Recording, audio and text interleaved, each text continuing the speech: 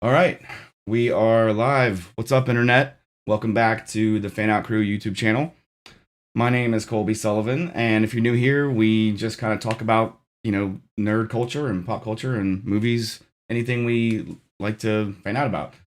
I am joined by my lovely wife, the first time officially, Gianina. Welcome to the channel. Hello. Everybody just calls her G. So, G, what are we going to be talking about tonight? I think we're going to talk about the newest Spider-Man movie. So if you have not seen it, now's your time to get off. Yeah, we definitely.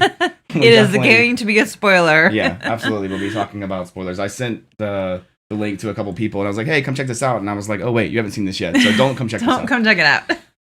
So if you haven't watched it, bye. Yeah, We'll see you later. Number one, right off the bat, what did you think about this movie just overall? Overall, amazing. Absolutely amazing. It was one of those movies that, cliche, you laughed, you cried, and all of those pieces were there in this movie. I think Sony and Marvel had a really good merger when they did Spider-Man, and this was probably the best. So this is your favorite Spider-Man movie of By all of them? By far, above and beyond all of them. Yes, best Spider-Man movie. I'm still trying to figure out if I think it is the best. Over which one? It's just so new. Spider-Man 2 is generally regarded as the best Spider-Man movie. My sister says yes, it is. So I don't have any disagreement. Hey, Tara. I don't have any disagreement to that. Tom Holland is by far my favorite. Oh, overall, favorite Spider-Man. All of them. Toby is a really good Peter, and he's kind of an okay Spider-Man. Yeah. Andrew's kind of the other way around. Mm-hmm. Tom Holland's just great. I mean, the end scene when he basically has to say goodbye to MJ and Ned, and essentially everybody that knows him. Wow. That scene was really emotional. I don't love Zendaya typically. Right. She is just still kind of learning her craft as an actress, but she brought it in this movie. The chemistry between the two of them, the fact that they're IRL a couple. Yeah. I mean, you can't deny their chemistry. The chemistry is amazing, and just, I mean... Tara asked what kind of wine you're drinking. Oh, this is one of my... Sidebar. I got the 5 Cabernets of Christmas, and this is just one of them. Yeah, we went to a friend's house, and we had a little Dirty Santa thing, and Gianina had the gift, and it had been stolen once, and I knew she wanted to keep it and was afraid someone was going to steal it, so I just took it from her and froze it so that way she would get it. I don't remember what you really ended up with. Oh, I got a bottle of Pinot, and I think I traded it for a cork board. More wine, yeah. I traded it for a cork holder and a cozy that said "Drink slow with others," which I do. One of my good friends, Jimmy, who I work with, said that he thinks this is the best one as well. I agree. I mean, what they were able to do with this movie, combining all of these other villains and these other Spider-Men, was just all these moving pieces. And a lot of people have said that this is Spider-Man's version of Endgame. Not so much because of the time travel stuff, but all the pieces getting put together and stuff. Right. I think I agree with that. And no spoiler, because I think we all know worst kept secret in Marvel history is that all 3 Spider-Men are in it. Did you know I was reading an article today that Tom Holland is not allowed scripts anymore? It wouldn't surprise me. Because he says spoilers in interviews. Yeah, he spoiled Endgame and Infinity War so much that they won't give him the script anymore. But he's so good. He's so much Peter Parker. He's been perfect as the teenager that just he's not out of his element. Perfect as that out of his element teenager that we really needed Spider-Man to be. That because he's so prone to spoiling, they won't give him the script. And he's very vague on what scenes they're doing now. I think he's only 24 years old. He's very young, although he wants to start a family. He's got plenty of time to, continue to do stuff. He's really good in this film. This is probably the best performance I've seen him in, by far. Other than the Netflix movie he did with Robert Pattinson called The Devil All the Time. I haven't seen that one yet. It's really good. Yeah. It's hard to watch because it's just very raw. Well, again, spoiler if you haven't seen the movie, turn away now. But when May dies, Tom Holland's performance there. I mean, I was bawling. Yeah, I I remember. was bawling. It was so. I mean, the fact that May dies is going to get us all. But his performance there and his emotion that you saw in that scene was just moving. I've been really impressed with Tom Holland ever since the first Spider-Man movie, Homecoming. Matt, if you haven't seen it yet, you need to get off right now, dude. Spoilers all day. Yeah. So, yeah, I mean, my sister said she didn't watch any of the trailers, so she was really totally surprised by Toby and Andrew, which was great. They weren't in the trailers. Yeah, they tried to do that. They didn't actually show them in the trailers. It was just widely reported, across the internet that it was going to happen. And the Hawkeye lineup too. What? The Hawkeye lineup? Well, if anyone, I mean, the spoiler alert. By the way, Hawkeye. Oh, with last week. Well, hold on. We haven't done a Hawkeye review yet. So, but with okay, so fine. Sorry, Matt. Yeah, sorry, Matt. With Daredevil. Being in the movie. Yeah. So let's talk about that. So okay.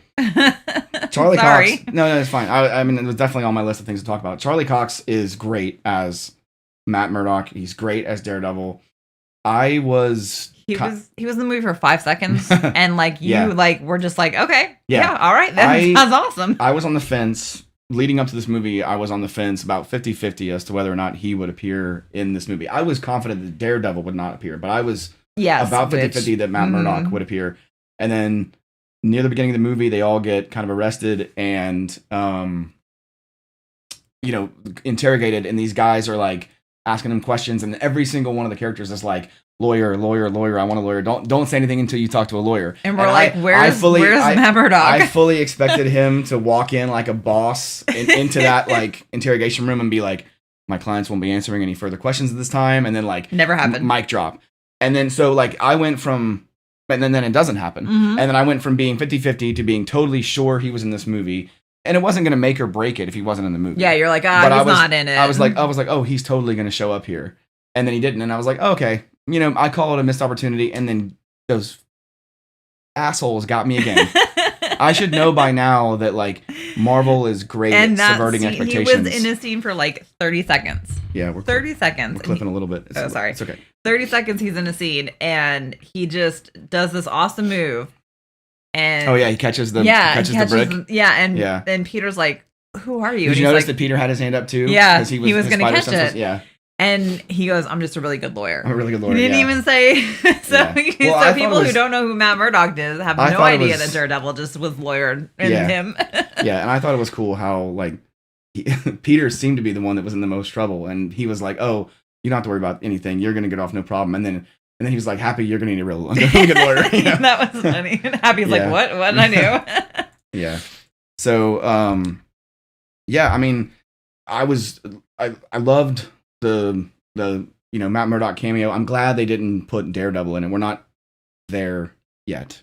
They have, I don't want to say specifically, but there's some other cameos in the Hawkeye series that tie into that whole thing as well. So that's really cool. We won't spoil that for anyone who hasn't watched Hawkeye, but if you haven't, you need to, because it leads Hawkeye's great. I mean, it's as a street level, sort of nice Christmas story.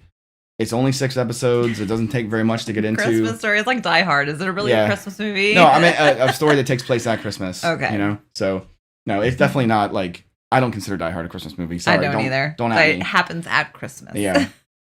So, acting. I mean, Tom Holland's great. Wait, we talked about the villains a little bit, but let's go back to the villains. Sorry. Okay, I wasn't going in any order, but go ahead. Willem Dafoe. Willem Dafoe is an absolute national treasure. I loved the fact that this movie's very aware of meme culture and the whole I'm something of a scientist myself. Oh god. Dude, that he says it. Yeah, we're too loud. Oh, sorry. I loved that scene where he was like, I'm something of an MCU character myself. There was a meme with that. Yeah, it was. So yeah, we'll definitely talk about the after credit scenes in a little bit. Yeah, we'll get there. Those, okay, so back to William. Yeah, Willem. Just Willem. He's just, I mean, The dude is just evil. I know, but he plays off that he's like maybe not, maybe because he's from a different universe. Oh no, I mean Willem Dafoe, the actor, is like he. You absolutely believe that he is just that dude. His voice when he's facing that chalkboard or grease board, whatever it is, he's doing those equations, and Doc Ock is like, hey, it's just gonna be you now, and you can't see his face, and he goes, just me, and it's his Green Goblin voice, not Norman. And we know that. The interaction between Doc Ock and Green Goblin, I thought that was good. Interaction was just really cool. I mean, like Elektra was there, and Lizard was there, and Sandman were there. They're just sort of annoyances more than anything. I mean, they're there, and they're part of the movie, and they have a part. Yeah. But Doc Ock and Green Goblin just have this really great...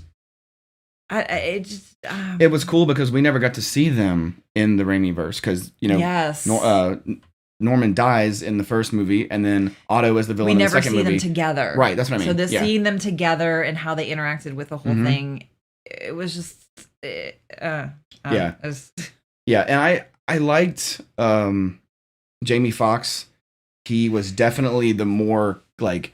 After the electricity had kind of brought him back and had given him a new body and stuff, it also changed his persona. Like he was a lot more like confident because Max in the second Andrew Garfield movie is very like timid and shy, and you remember my name? Oh my god, like this version of Electro. He doesn't want to leave this universe because he thinks he's cool. Yeah, well he was like, damn man, I was hoping Spider-Man was gonna be black or at least one black Spider-Man. That was awesome. Lead-in is really cool because he does allude to Miles. Yeah, and they actually allude to Miles in the first Homecoming movie. Right, with his uncle. He's interrogating Donald Glover, who plays Aaron Davis, who's the Prowler, and he calls Miles. He's like, "Sorry, Miles, I'm not gonna make it." Like, I love the fact that Miles exists. He's in the universe somewhere, and like maybe in like, I mean, if they signed on Tom for 3 more, like the rumor is that they'd have. Maybe by the third one, they can bring Miles in and kind of transfer over to having Miles Morales. Yeah, I think that's what they're going to do. Like they should do because because Tom's still young enough to where he could do like probably 3 more. Yeah. Even though he wants to retire. And because he says he says I have a nephew that lives here, but Miles could be 6 years old. We don't know. Exactly. So we've got time to bring him in. Yeah. Plus, with the blip, he could have been dusted for 5 years, and maybe he didn't.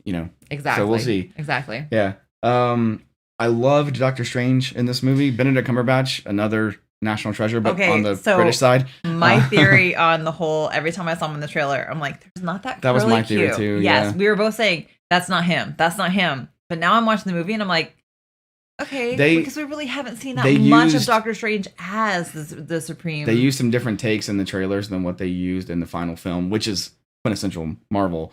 So I think they did that to kind of throw us off a little bit because Strange is, pardon the pun, very strange in the trailers. He's not acting like himself. I'm like, that's not him. And in the movie, you get a little bit different version, and it's like, okay, I'm. But we haven't really seen Strange as far as like the Doctor Strange because when we see his origin movie, we see him coming from the Doctor to becoming the Supreme Leader, the Sorcerer Supreme. Sorcerer Supreme. Sorry.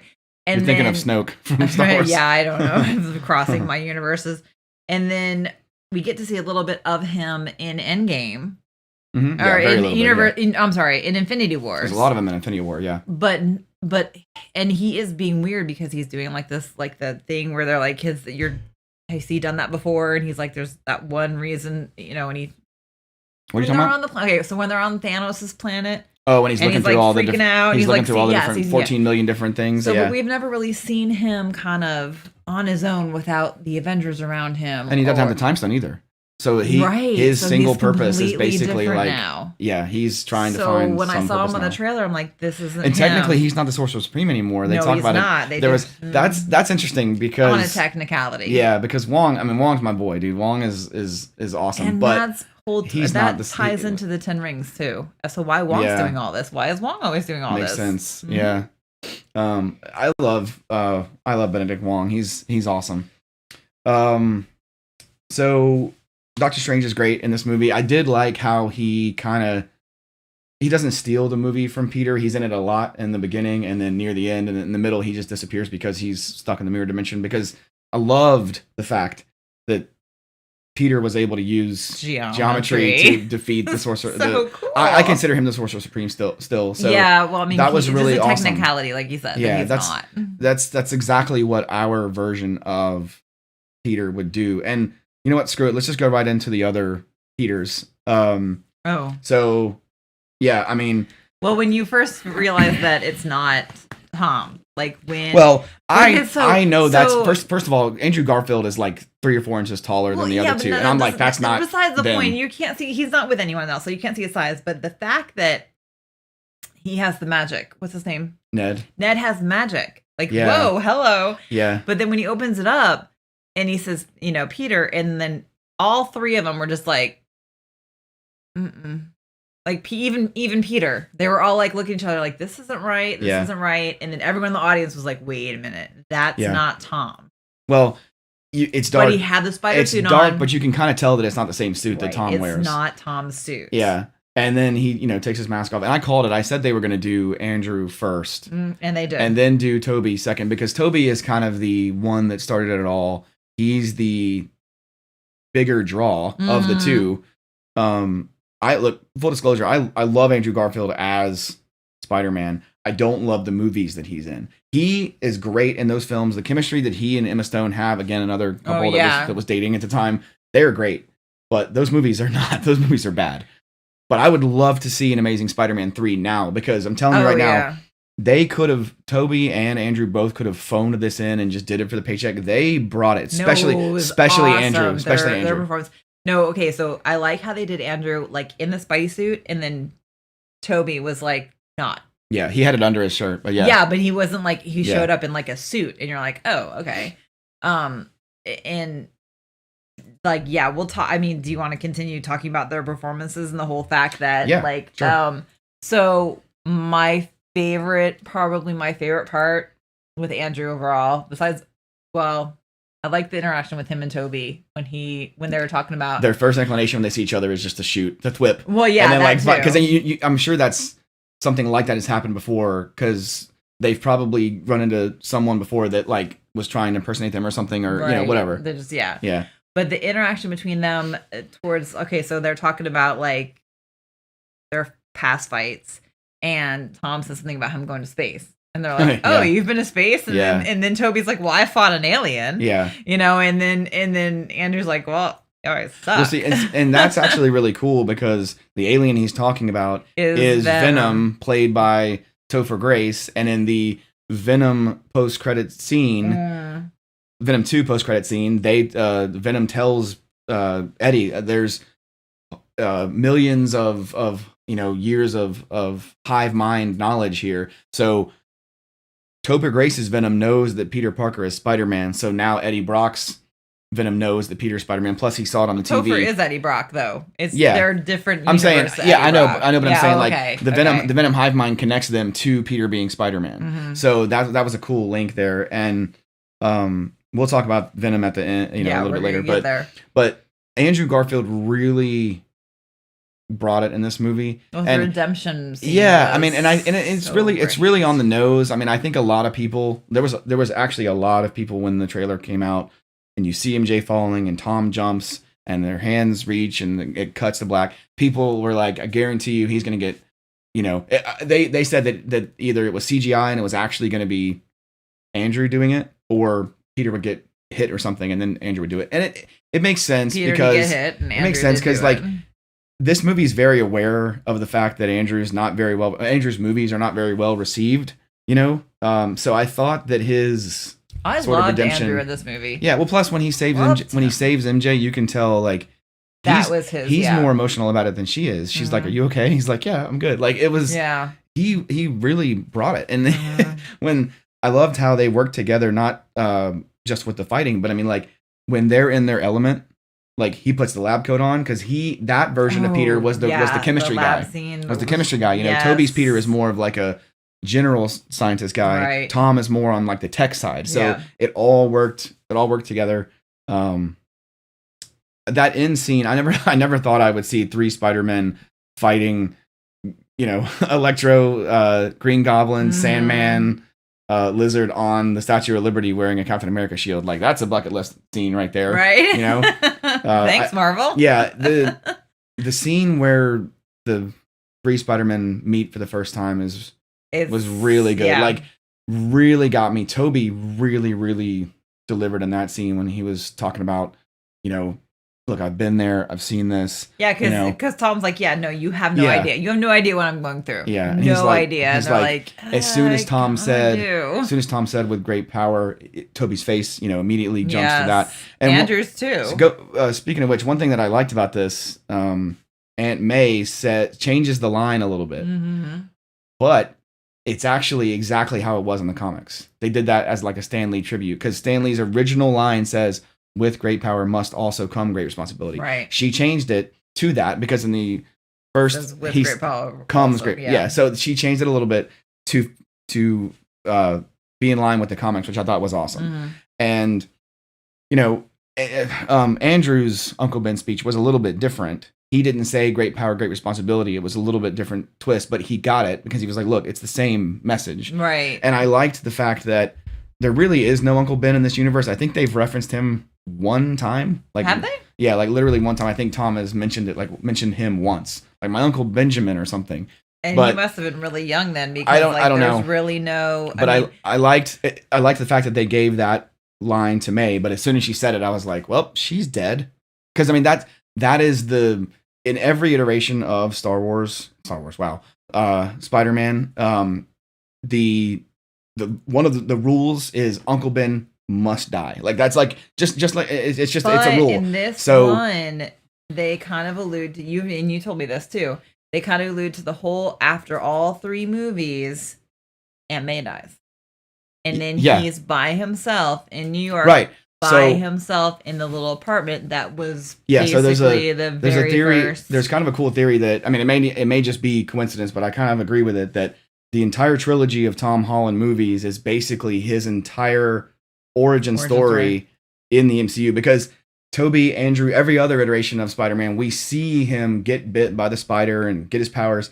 Tom Holland just has it. Like we meet him in Civil War and he's just there. And so this whole trilogy of movies is basically a long play. Like, he has the powers. He has to make these choices. He sees a loved one die. Then he has to even like put his other loved ones.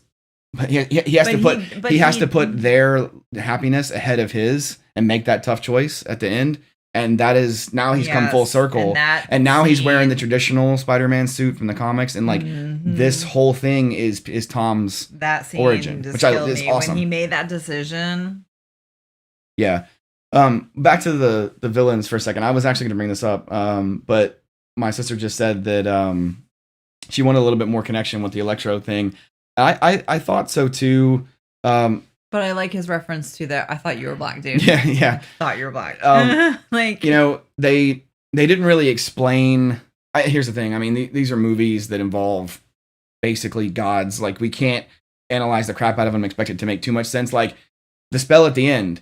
Does Peter like just not exist in any way? Like, does he not have a driver's license anymore? Does he like how far does the spell go? Where he had to do his GED. Yeah, because he no longer had any high school records. No longer in high school because the transcripts were gone. That's where I was just like, I kind of saw that and I was like, wow. I thought it was going to be where like everyone that knew him just forgot about him, but he still existed in history. But it sounds like I don't know, they like completely wiped it out because he had the GED, and I'm like, well, that's probably true because he probably doesn't have any high school transcripts now. Yeah, that's crazy. Even if he did exist, the high school people or whatever registration or whatever doesn't have any record of him because they never knew him. Did the spell just like completely like Flash wrote a book, which by the way, the title of the book was perfect because it's called Flashpoint.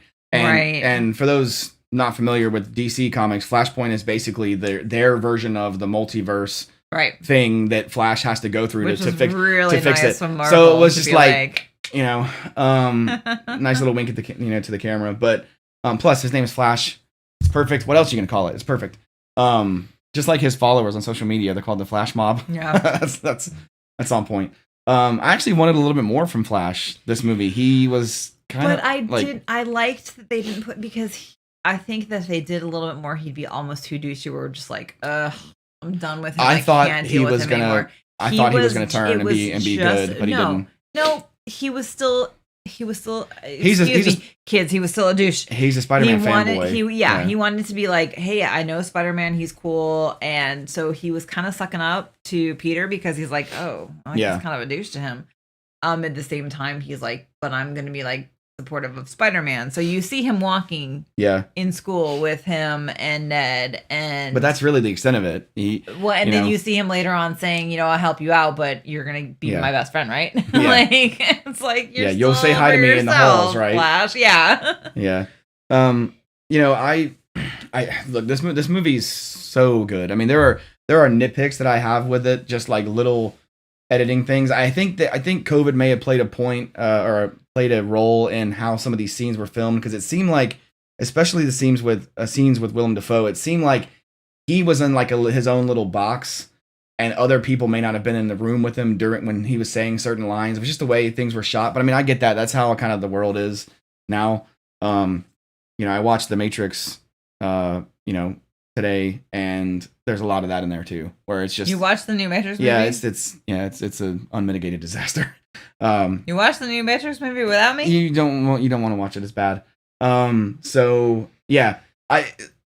This movie's great. I could not believe how they were able to put all these pieces together, and Toby and Andrew just kind of fell right into their old roles. It wasn't even like they were shoehorned in. No, it totally made sense. It totally made sense. I mean, the fact that sometimes when you do that kind of stuff, they like kind of try to force it in, but it wasn't not forced. Yeah, I mean, it was like Venom in Spider-Man 3 to me was shoehorned. Like, they were like, we need another villain. Yeah, so let's do that. And but this didn't feel that way. It was a total bust. Yeah. Venom was a total bust. And they're in it for a lot. I mean, they were true supporting characters. Yeah. Of Peter 1, which I loved that when they were going over the different numbers. You're Peter 1, and Andrew's like, I'm Peter 3, fine. Yeah. Like, no, but like with the point where Toby called him the Amazing Spider-Man. Yeah, so that was another. It was great. Yeah, like I said, the movie's very aware of the fact that those movies are not well received, and he's like, look, literally, you were the Amazing Spider-Man, but he's basically telling the people like, look,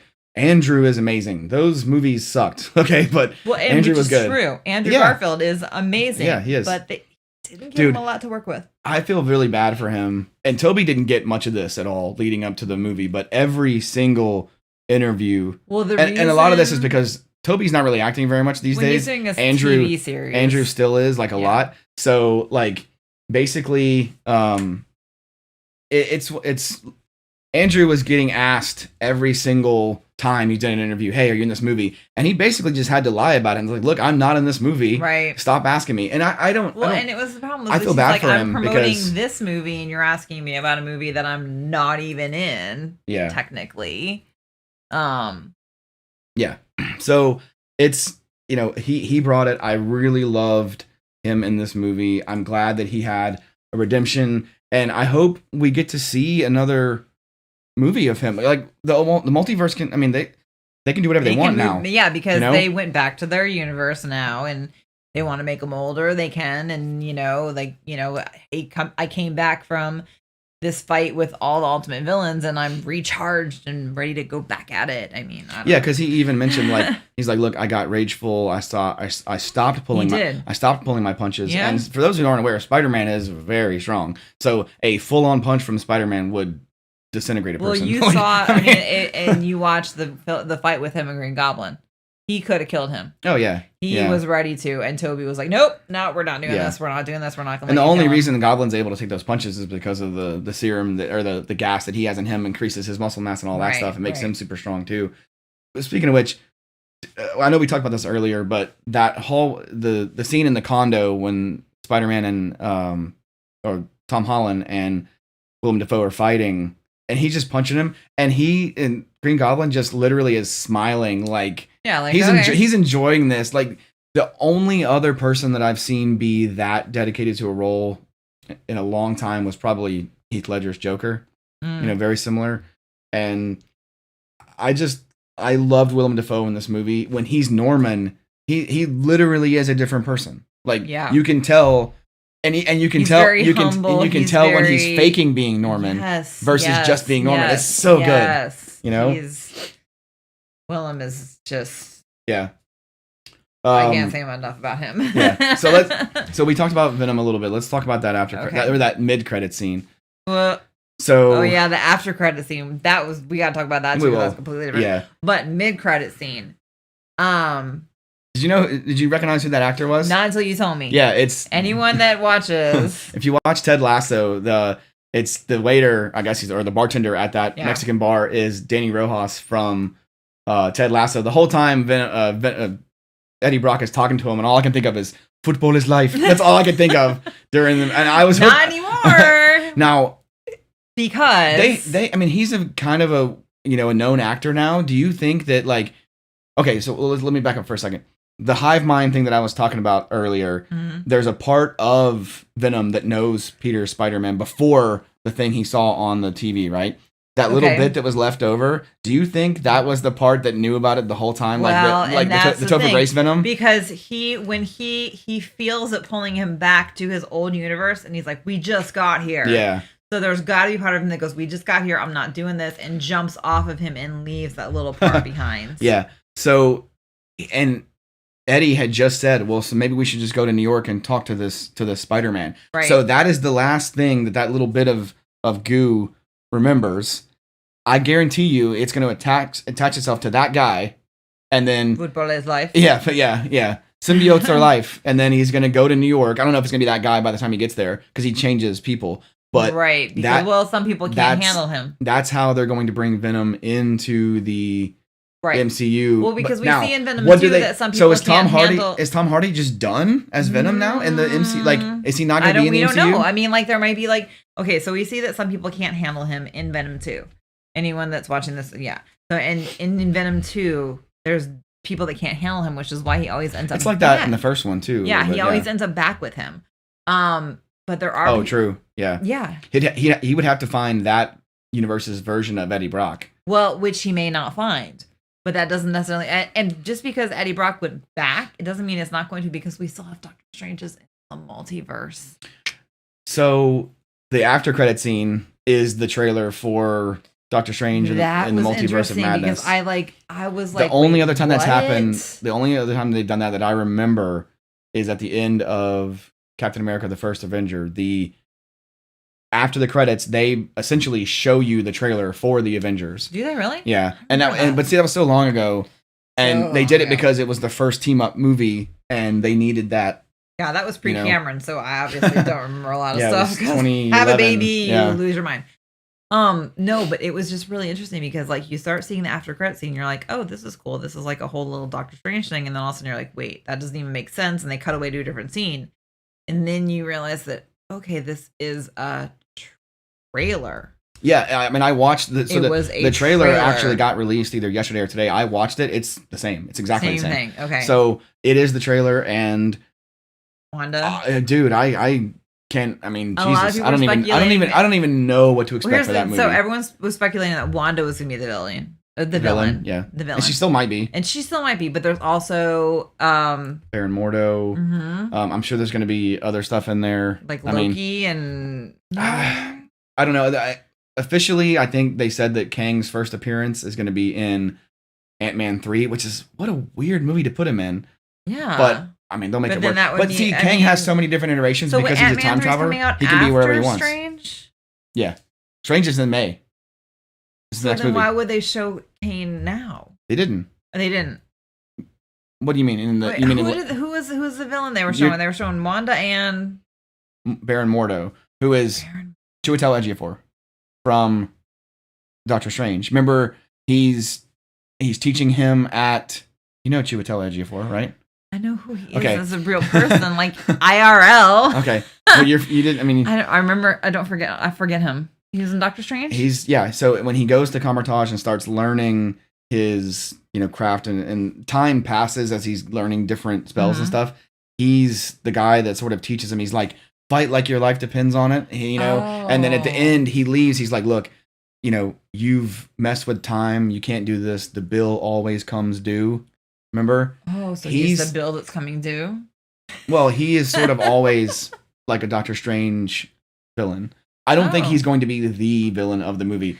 It looks like Strange Supreme evil Doctor Strange from What If. From What If, yeah, could be the villain of this movie, dude. They do show like a flash of him marrying her. I don't think she's marrying him. If you look again, she's walking up down the hall, and our cats are fighting big time right now. So I think she's marrying someone else based on the style of the shot. So I don't know. We'll see. But this movie just looks like it's just going to be bananas, dude. I mean, you can't follow the trailer, obviously. Given everything that happened with Wanda. Yeah. We know that she's been reading the Darkhold, trying to get back to her kids. And I think that might turn her. Might turn her to where she just can't come back. I mean, full disclosure, that is a thing. You do something to my child, and I would go forget it. Well, I mean, all of that is a thing. That happens in the comics. No, that happens in real life. You touch my child, you are having to go straight Wanda on you.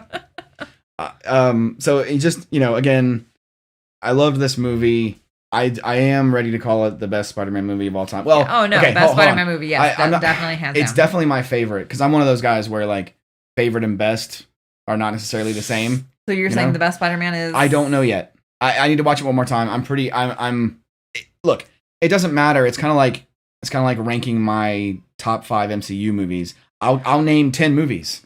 I can't name 5. By the way, there's a lot of people that don't agree with you on the best all-time. Civil War?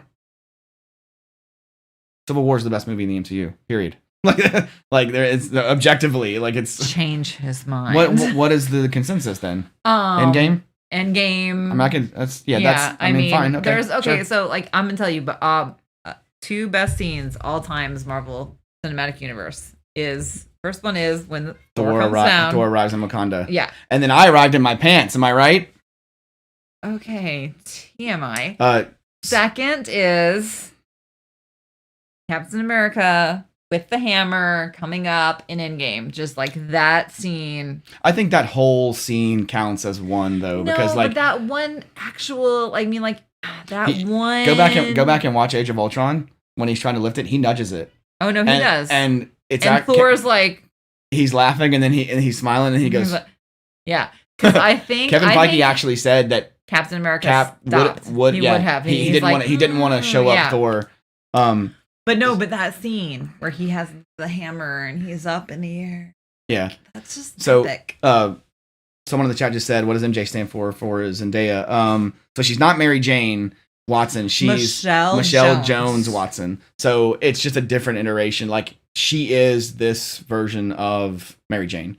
We're not going to get... There is no Mary Jane in this universe. Yeah, Jones. We're not going to get the redheaded, actress, You might. Yeah. Anyway, you're pretending that's your real hair color. So anyway, that's just been Fanout's review of Spider-Man No Way Home. What did you think? What did you think, babe? Let's wrap it up. Overall, as in what are we? No, I mean just I mean, it was amazing. I want to see it again. Well, I need to watch it again. I will say that we also took our 7-year-old son to see this, and it's a 2.5-hour movie, and he did really well. We had to go to the restroom one time, and he was really good. So he was really good. He wanted to see the movie, and he had some stipulations. He had to have been vaccinated. Yeah. 2 weeks past his vaccination date, which he did. He got his vaccination Monday after Thanksgiving, so he was 2 weeks past his vaccination date. And he had to wear his mask except when he was eating popcorn, which he also did. Yeah, he was very well behaved, and he didn't talk and run around like he usually does. So I think he knew that he wasn't going to be able to. Well, he's done that before. You forgot about Frozen 2. I did. You did. We saw Frozen 2 a couple years ago, right before in 2019. We went to go shopping one day in December, and we ended up in we were like, hey, let's go see this movie. And we saw Frozen 2, and he was great in that. So he's grown. Yeah. We had to get him to sleep before we could start the live stream, so otherwise we would have been probably a little bit closer to 8. So sorry about that. But anyway, thanks for joining us, guys. Look out for some more of these. We want to do more of these videos. Right now, the other Fanout members are spending time with family, and it is Christmas. So we just only reason we could do it is because we are family. Yeah. We just wanted to kind of put one together. I know Brian hasn't seen it yet, so I hope he's not watching this. By the way, it's Brian's birthday today. Oh, so, happy birthday, Brian. Yeah. I did put a fun photo on. We're a week apart. Did you see that fun photo on Facebook that I put? One of his favorites. Oh, yeah. With There's Cameron. a picture of me and Cameron when he was like a baby. So this, I can never do this. This is my Tusken Raider from the 501st Legion, and Brian has one too that looks very similar, but someone can't tell us apart. No, I can tell you apart. I was holding him that way on purpose because he. You want to talk about the Blue Wahoos game where you thought? Oh, that was because I was looking at him like this, and I saw like that much. She starts feeling up this other Tusken. Feel him up. I said something to him. Yeah, very close to him. Anyway, the picture's cute. Yeah, our son is confused. He's very young. Maybe less than a year. Maybe a year and a half. Yeah, okay. And he's very confused about who is in front of him because he knows it's not Dad, but he knows he looks like Dad. And it's because he's got the funny. Tusken on. Funny picture. Yeah. Anyway, thanks guys for joining us. We appreciate. Look out for our Disney review. Yeah, we took Cameron to Disney World for his 7th birthday in October, and we're probably going to put a video together just kind of talking about our experience. And look out for that if you're interested. Like and subscribe. Leave some comments on what you thought about Spider-Man: No Way Home and whether it is the best Star Wars. I keep saying Star Wars, the best Spider-Man movie ever. The reason I keep doing that is because in my head, best and favorite aren't the same. And my favorite Star Wars movie is Return of the Jedi. The best Star Wars movie is Empire Strikes Back. And I don't know why I keep confusing Star Wars and Spider-Man. So you're saying, okay, so your favorite Marvel movie is Civil War, but the best No. I don't have a favorite. The best Marvel MCU movie is Civil War. Anyway, thanks guys for joining us. Like and subscribe. As always, fan out. See you guys later.